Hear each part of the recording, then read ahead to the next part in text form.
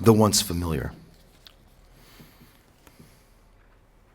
Someone has left a notebook behind, and a perfectly balanced sentence falls from it, lands nicely right side up. When I examine it, it seems content in its newly written home, judging by the fresh shoots at its tips. And yet, when it scratches at the door, I let it out and watch it step lightly along the tops of cars, freed, glad. Cats emerge from porches to watch. The moon's close. Only you and I know how to smuggle these persimmons across the border, but the man we fear most lies right over there, snoring in his hammock, and above him the sky is a dirty white vitamin.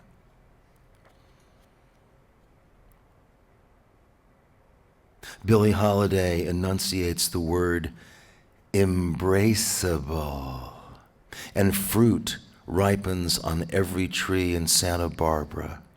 Lemons, persimmons, loquats, limes.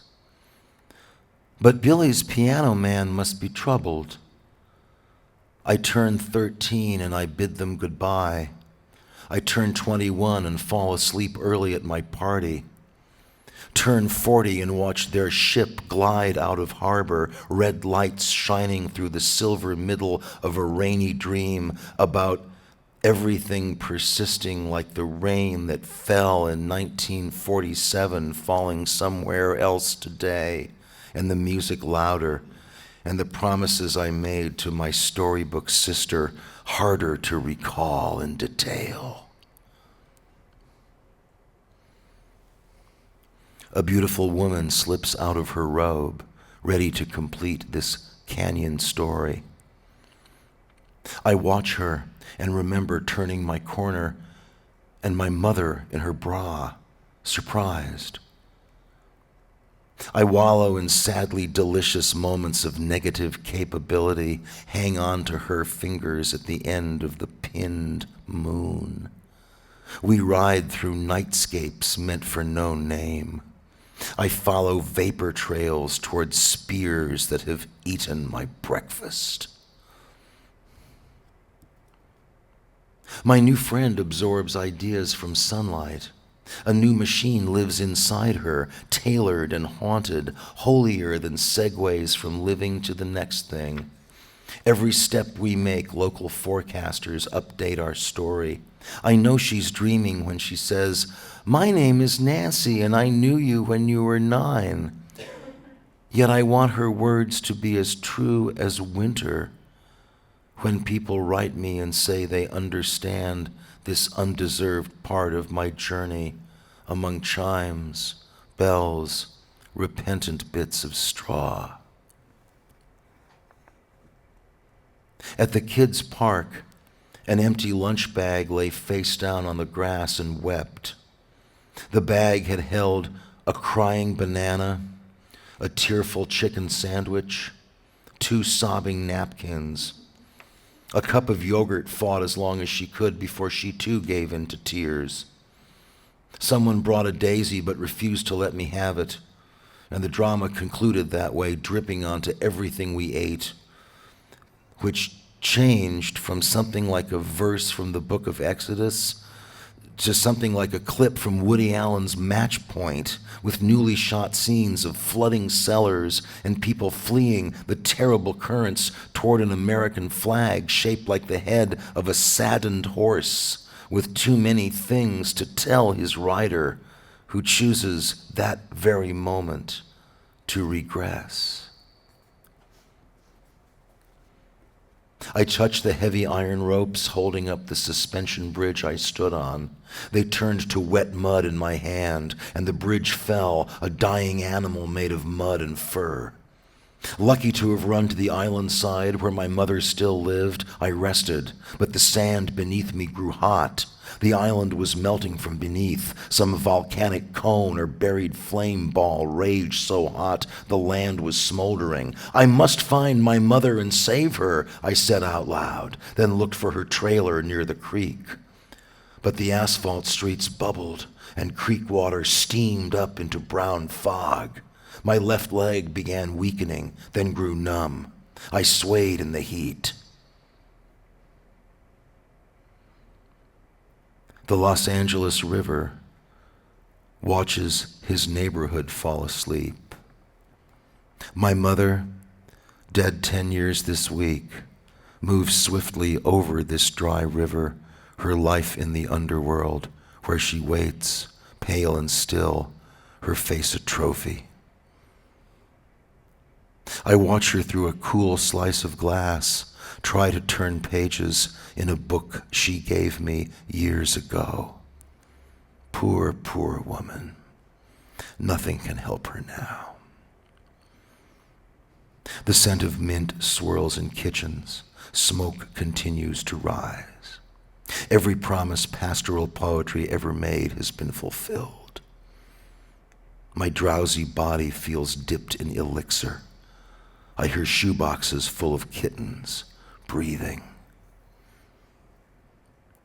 The lamb flickers before the knife like a bee made of spun glass. Poor lamb, sorry-hearted, weighed down by taxes and flu, I can only apply motherly tones to your bleeding. The blade forgives before the hand forgets the part he didn't dream or spoon. Even the rope shall be dignified by boats it moors to its mother dock. The lights feel slim and solid, their tips disappearing from the summer sky. The world's a physical history, and men sail on the great sea that loves them, feeling the fear that makes them laugh. Promise to meet me at the foot of the bridge, by the booth. In my soft handshake lives nothing but a voice I try staying tuned to. 1 year's a wheel, full, entire, nothing wasted. Promise to meet me by the booth, where you always catch someone writing down the calming names of books and songs. And brilliant sieves, shiny from years of gold, hang from thumb-shaped hooks as seeds spiral into the promenade and pedestrians walk in time to no tune. Meet me there. I'll tell you. Whatever befalls, we can erase. We grew up weary and blazing, going 2 steps, returning 1, our path turning each landmark into a Trojan flaw. What wise cup does your dogma refract? Something is starting, some great warm ride that cannot last. The moon's a snowflake, wind feels slender in the trees. This night too must go away. Before you zero me out, call me. I'm invested into garlic, clipped, bricked, and pianistic. Love, you have slept many nights on the floor of a student's room, jealous of those who sleep in beds. And you have walked 3 miles each way carrying a bag of heavy books you have read but cannot remember. I wanted to visit you, see how you were, and I wanted to stand in your doorway and smell rain as it fell on pavement and me. Then I wanted to get down on all fours and crawl on your floor until I found something good beneath your couch. But when I tried to stand, I wobbled and fell on my bottom like an infant. Farm animals spoke among themselves in the pasture. All the people were giants, and the furniture lively and scary. Nothing but wishing opened its hands to us. I wanted to laugh like the nation and stood wearing $5 worth of clothing, waving at flying saucers spilling onto the world beyond the freeway. Then came a lull, and we moved to a duplex in another part of town.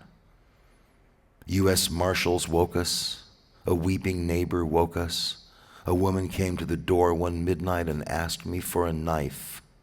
I'd fight with my wife until we both levitated, then walk outside to look at William Blake angels riding trees on bronze and cream-colored saddles our fathers had left us. You took my hand, taught me sweet reluctance, grew tired of my hand. Nobody was locksmith enough to open this door but you. The walls were pieces of Japanese paper. I stood numb, naked, dripping at my bathroom window, staring at the rubble of our error.